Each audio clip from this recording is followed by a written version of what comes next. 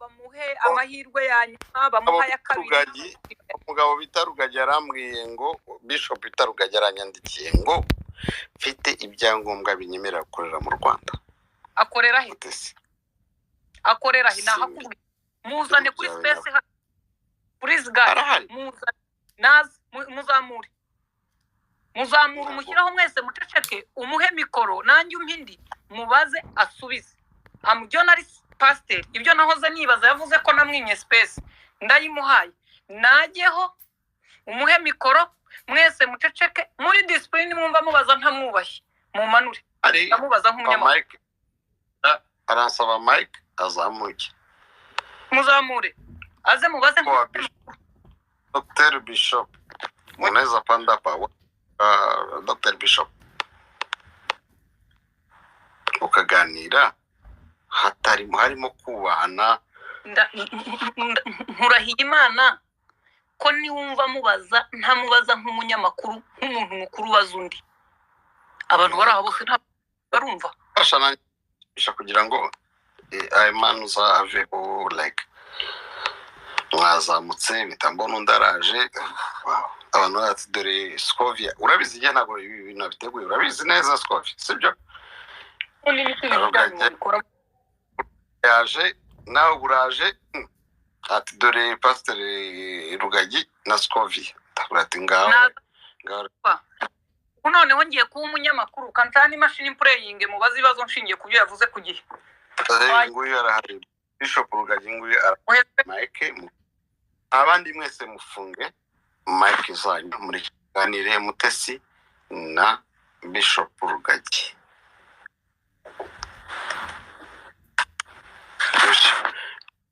Mheshimiwa mchungaji amjambo sana mwiriwe neza mwiriwe neza Imana ishimwe Yesu uyu munsi mwahuye na Mutesi randomly imbizi ariko bibaye ngombwa ntago tugiye guterana amagambo tugiye kuganira ariko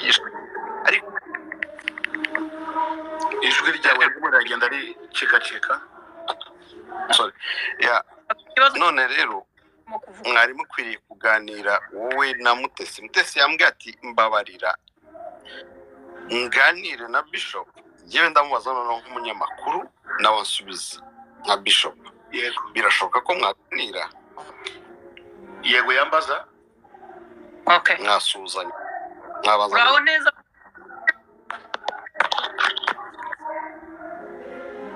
ntabwo numvise ijwi neza sinzi niba ari hosta uri ahantu hari umuziki cyangwa ari wowe oya ntabwo ari igego hari umuntu urimo hano rero ufunguye mic uri ahantu hari umuziki umuntu witwa Shyaka mu please Shyaka Kerema hari abantu bafunguye mic kandi bari kuri speaker abantu bose bafunge mic hasigare Scovia na Bishop hari umuntu ufite umuziki cyangwa mbamanuye mwese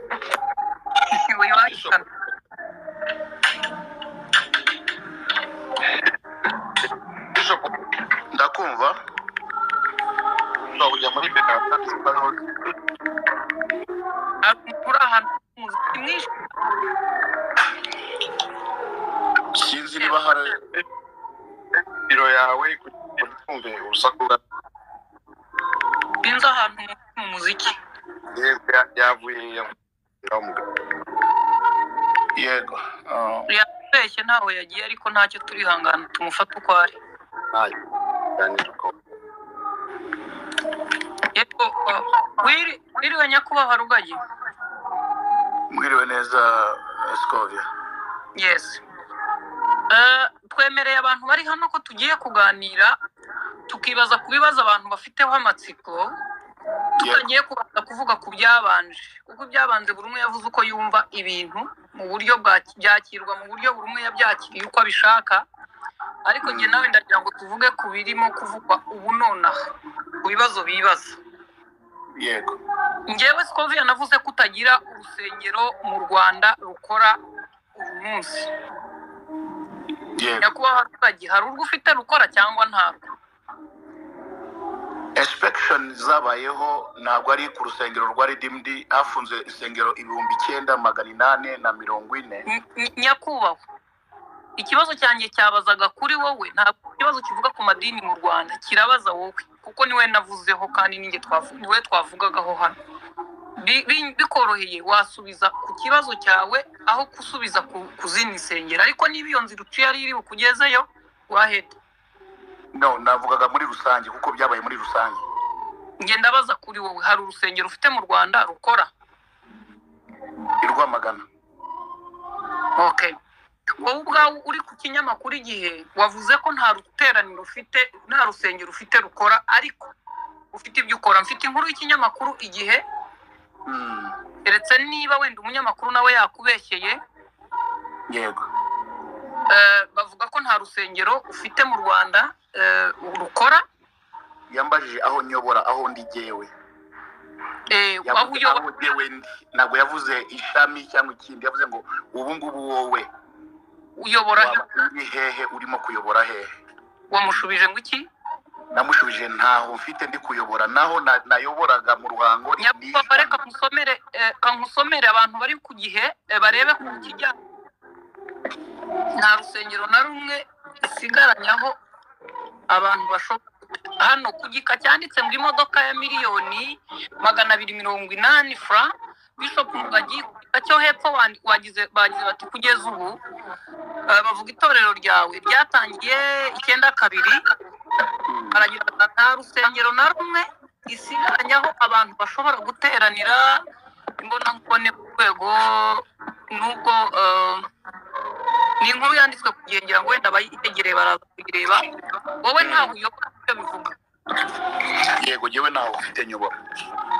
Ikibazo cya kabiri nabazaga cyo nibajije kuvuga ko udafite urusengero uyobora mu Rwanda, narabeshye cyangwa simbeshye? Ndi umuvugizi w'amatorero ya Redeemed Gospel Church mu Rwanda. Nshobora gusura itorero aho riri rikorera nkuko nasuraga mu Ruhango, nkuko nasuye Rwamagana, ariko jewe nkaba ndi Kigali. Wowe nta torero uyoboye, wowe ushinzwe gusura amatorero? Ndi umuvugizi w'itorero Redeemed Gospel Church ryemewe n'amategeko. Icya kabiri ya Repubulika y'u Rwanda. Urusengero rwo mu Ruhango se ruturanye n'akabari hejuru ukahagira rogi cyangwa ntabyo? Twari dufite urusengero rwubatse rutujuje ibisabwa. Hanyuma urwo rusengero dukora igishushanyo mbonera, akarere karavuga ngo rero ibyaba byiza ko mwubaka neza hariya bigendanye n'icyerekezo. Tujya kwifashisha ahantu bambwira ko bahabonye, ndababwira bahafate, banyohereza amafoto, mbohereza twicara nka bodi y'itorero administration, tubohereza amafaranga yo kuhishyura, noneho kugira ngo babe bahari nk'abakristo bafite encadrement hariya, hanyuma natwe tutangire kubaka nk'uko akarere kabidusabye, kabifitemo inshingano n'icyo gishushanyo kiri mu karere ka Nyakubahwa umuvugizi w'itorero, nabazaga urusengero rwanyaho rukorera ruturanye n'akabari kagira rogi? Ntabwo jewe mbizi iby'akabare na rogi. Iyo nza kuba ari jewe uhatuye cyangwa se uhashumbye kuko afite umushumba waho, bivuga ngo bashakagaho kwifashisha kugira ngo babe bahateranira, hanyuma dutangire twubake mu kibanza cyacu itorero rya Redeemed Gospel Church. Ni ukuvuga ngo nubwo uri umuvugizi ariko ntufite amakuru y'insengero zose? Mfite abama makuru aribo bayoboye ukwihangana Innocent ni uyoboye itorero rya Ruhango. No kuvuga ngo niwe ugomba kuma amakuru, natwe tugashyira mu bikorwa byihutirwa kugira ngo tuzuze inshingano z'ibyo dusabwa. Ujya mu kiganiro se ukavuga ko navuze ibyo ntahagazeho nk'umunyamakuru, wari wamubajije akubwira ko nta bihari cyangwa bihari? Nuko bavuze ko mfite inyubako yanjye bwite Muhanga, noneho jewe nkakodesha amaroji, nkakodesha n'akabare, nkakodesha n'urusengero. abatanze icyo kintu nicyo navuguruje navuze nta nyubako ngira yanjye bwite nta UPI mfite mu Muhanga nta nyubako mfite Muhanga nta n'ahantu nkodesha ibara cyangwa se nkodesha amaroji nta n'ahantu.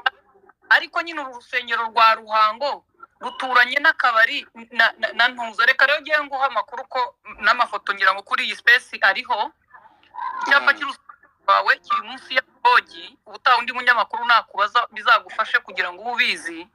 Hanyuma ahandi bituranye hari akabari niba mbazemera ko mwongera gukoreramo kuko barahafunze kugeza ubu.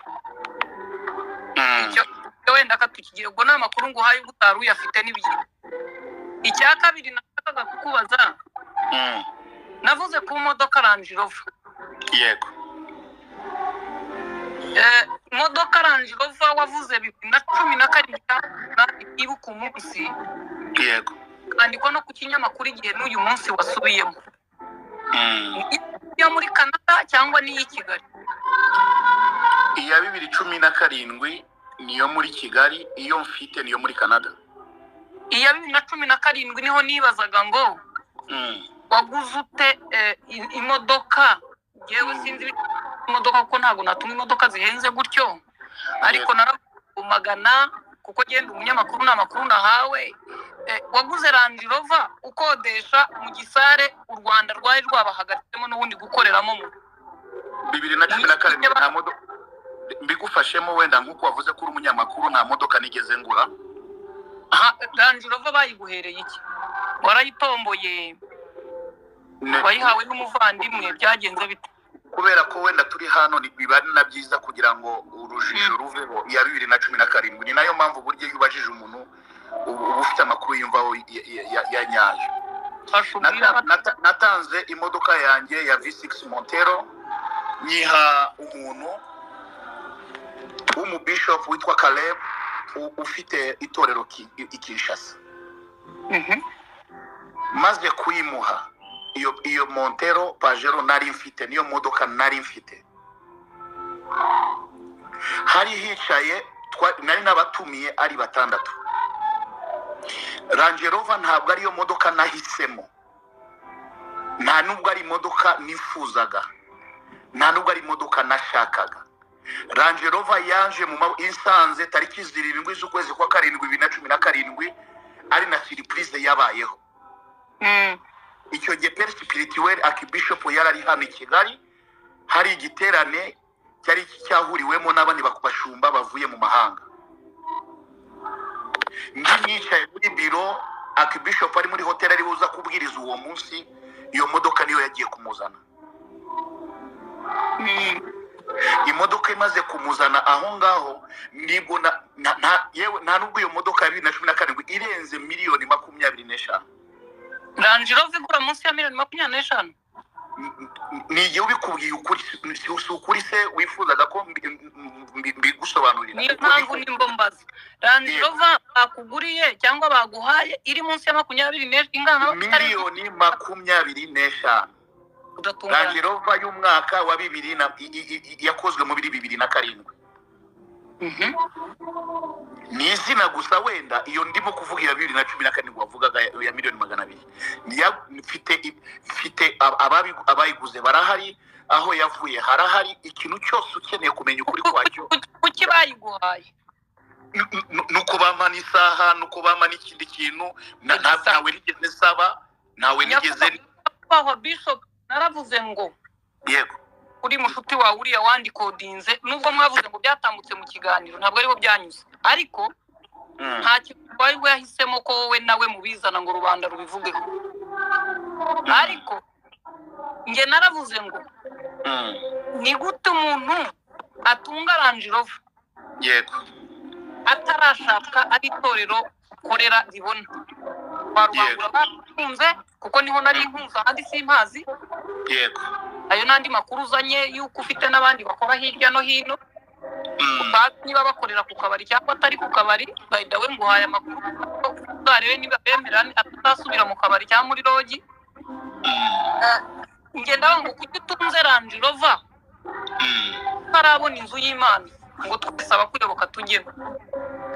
Ikibazo cyanjye ngiro cyangwa nta nta shingiro kigira kubera ko iyo baza kumbitishamo bakamitishamo ngo akiri iki kintu kimwe no kubamitishagamo n'ikindi n'ibyanjye bwite nkavuga ngo no ngomba kubanza kugura ibibanza by'itorero ngomba gushaka kubanza kubakira Imana nta by'ibyanjye bwite by'imirenge bimeze uko mfite hectare nyinshi hano by'ibibanza dufite ku butaka bw'u Rwanda biri mu mazina ya Redeemed Gospel Church. Mfite UPI ziri ku mazina ya Redeemed Gospel Church. Redeemed Gospel Church ntimaze sinyimaranye imyaka 30 kuko numvise abivuga ntago nyimaranye imyaka 30. Redeemed Gospel Church nyimazemo imyaka 14 kugira ngo nundi muntu wari hano abimenye nimaze muri Redeemed Gospel Church imyaka 30. Umaze kukugeramo mu myaka 14? Yego. Wubatse insengero zingahe? Imyaka 10 ubare imyaka 14. Ibibanza ubwabyo dufite aho tugomba gushira inyubako ku butaka bwose aho twaguze bw'urusengero Redeemed Gospel Church. Ni nakazi gakomeye kuko ugomba kujya kubaka urusengero umaze kumenya ingano na capacity ufite y'abakristo. Ntushobora kubaka urusengero rw'abantu 300 kandi ufite abakristo 200 cyangwa se 1500 cyangwa 3000.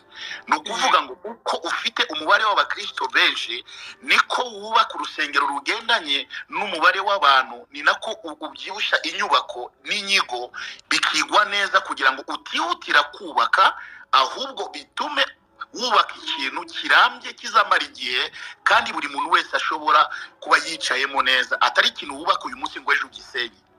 Ikibazo cyanjye cyabaga ngo yego 14 nta hari urusengero wari nubatse urusengero mu Ruhango, ni nayo mpamvu nahagaritse kubaka iby'urusengero. Nirwo ruhari subu cyangwa nta ruhari? Nibyo nibo kukubwira nubatse urusengero mu Ruhango ariko kubera ko twubatse urusengero rutagendanye n'icyo n'igishushanyo turarusenya. None mu kurusenya twubaka shaka architect adukorera inyigo y'urusengero rugendanye nuko igishushanyo mbonera kimeze. Hanyuma tumaze gusenya aho hantu dushaka ahantu abakristo bagomba kuba bari temporary atari ahantu ho kujya kuba. Ibyo ngibyo ndi kuvuga bizwi n'ubuyobozi bw'akarere ka Ruhango.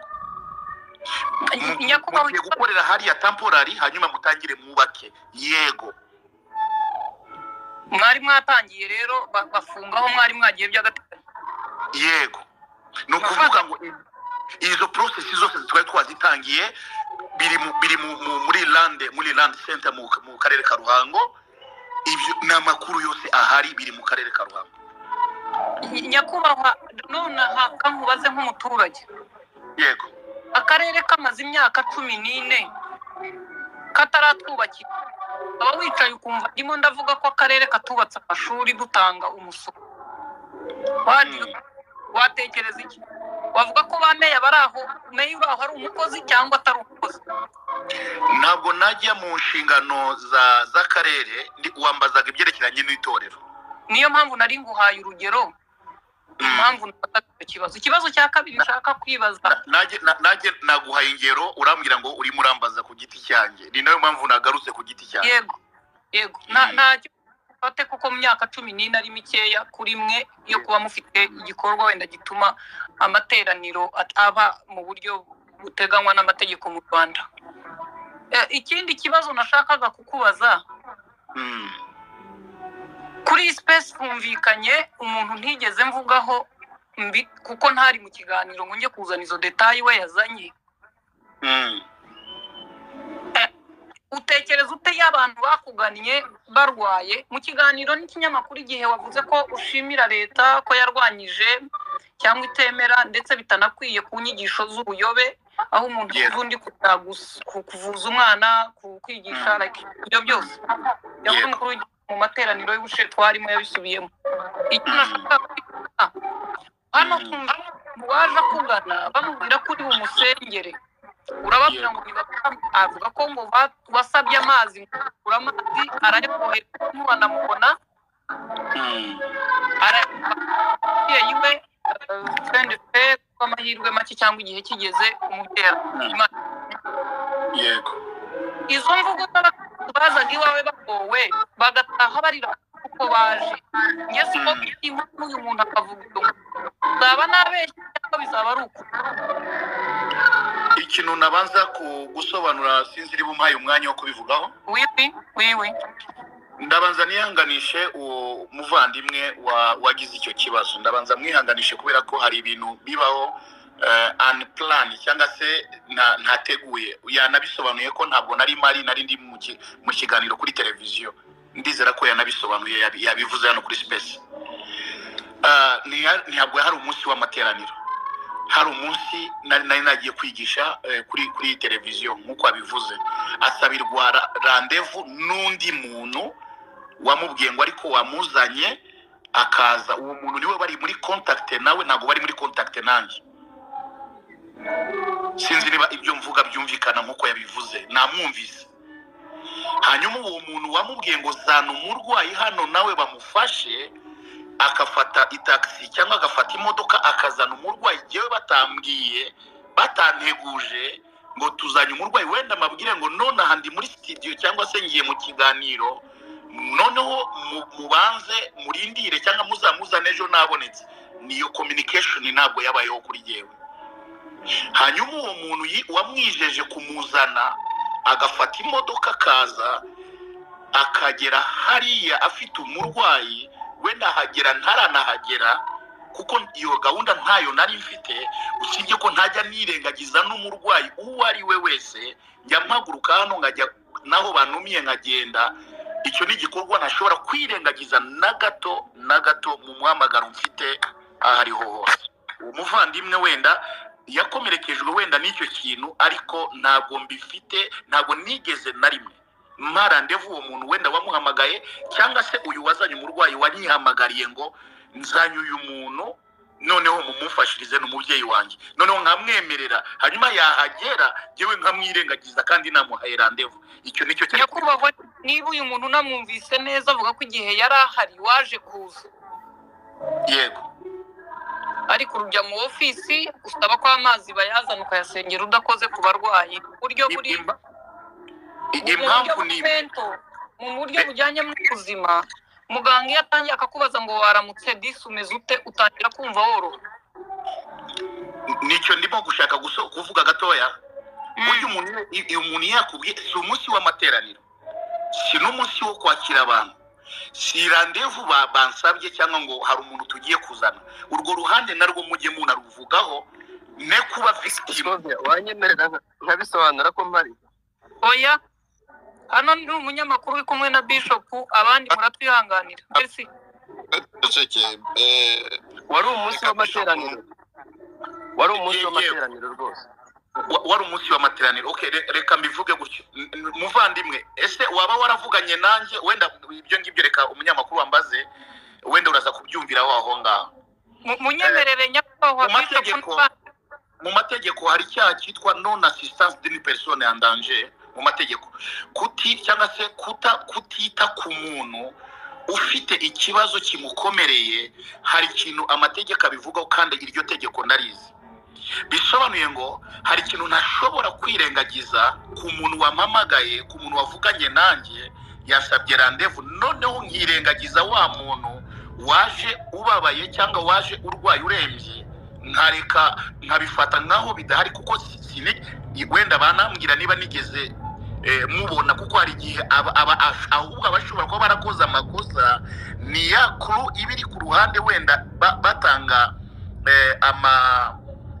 amarandevu ku bantu ntibambwire wenda ni muri ofisi ntibambwire ngo hari kesi ini icyo kintu iyo ndimo gutanga amarandevu abantu bose basengeye mu itorero Redeemed Gospel Church abantu nabo umuntu urembye cyangwa umuntu wese ufite ikese iri emergency please mujye mumushira mbere y'abandi bose kuko nicyo gihe nahamagariwe niwe murimo nahamagariwe sinshobora kwirengagiza umurwayi nubwo uyu munsi umwuka wanjye wa nyuma washira sinshobora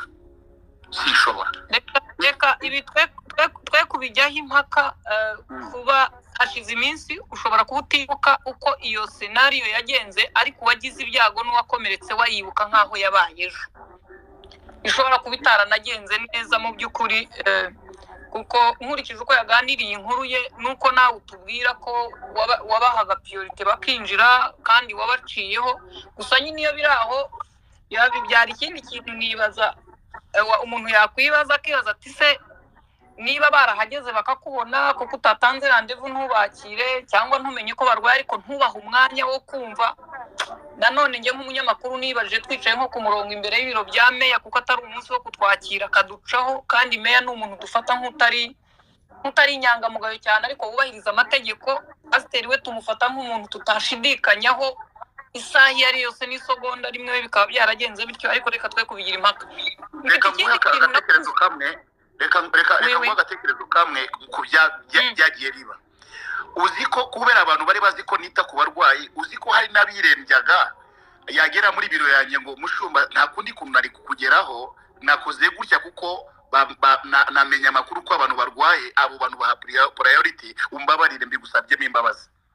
None umva nkubaza, yego ukiri kuri urwo rugero utanze, niki cyatuma kukubona bisaba ko abantu bakora icyaha cyitwa kubeshya? Wari ukomeye ku rwego rungana iki ku buryo utavuga guti ejo muzaze duhurire muri sare mwese ngumve? Cyangwa kuki abantu bageragaho bafata iyo message yo kubeshya kugira ngo bagere ku muntu witwa ko ari umutambyi? ndabisobanura muri ubu buryo. Navaga muri office saa kumi z'ijoro nakira abantu kugeza saa 10 z'ijoro ngataha. Nakiriye yeguza mu gitondo. Umukozi navaga muri office saa 10 z'ijoro, nibwo navaga muri office ngataha. Ntabwo byabaye rimwe, ntibyabaye ukwezi, ntibyabaye amezi abiri. Navaga mu rusengero saa 10 saa 9 z'ijoro nyakira abantu bavuye hirya no hino saa 10 z'ijoro. None ukiri kuri urwo rugero duhaye, yego nk'umuntu wari ufite umuhamagaro wo kwakira abantu bangana batyo, yego abo bantu wakiraga aribo n'isi ntama zatatanye, ubu bakira he? Ubu bari ndabakira kuko twubatse satellite ihuriro ry'amatsinda y'abakristo bacu. Bivuga ngo twubatse imiryango, reka mbivuge mu kinyarwanda kugira ngo biyumvikane. Twubatse imiryango ko numve ko utari umuyoboke w'idini ryawe, aho ndi bukange sineka ko abantu bakiraga ijoro ryose, niba amanywa nijoro babaga ari abakristo bawe, nacyo twaza kukibaza ikibazo kwacu. Mfite office nanone aha n'abakristo ndabakira, mfite office. N'ubundi uracyakora nk'uko wakoraga? Ndacyakora nk'uko nakoraga, mfite office. Ikibazo cyanjye yego, niba barafunze urusengero bagasiga office, icyo amategeko atemera ya RGB ni ugukora amateraniro, ariko imirimo isanzwe yo barababwiye ngo mukomeze muyikore, irimo kwakira abo bantu, kubasengera, kubabwira bya bindi byose mukora. nta kintu na kimwe cyahagaritse umuhamagaro mfite. Ntago mvuga umuhamagaro nyakubahwa, ndavuga ibikorwa. Kwakira abantu ku office y'itorero rifunze byo RGB yabereye ko mukomeza kubikora, cyangwa yahagaritse imirimo ikorerwa? Yahagaritse imirimo, yahagaritse ibikorerwa mu rusengero. Ntabwo yahagaritse cyangwa n'itari kumfuskoje Karame turimo turabumva. twe turabumva ariko na network narindi narongo network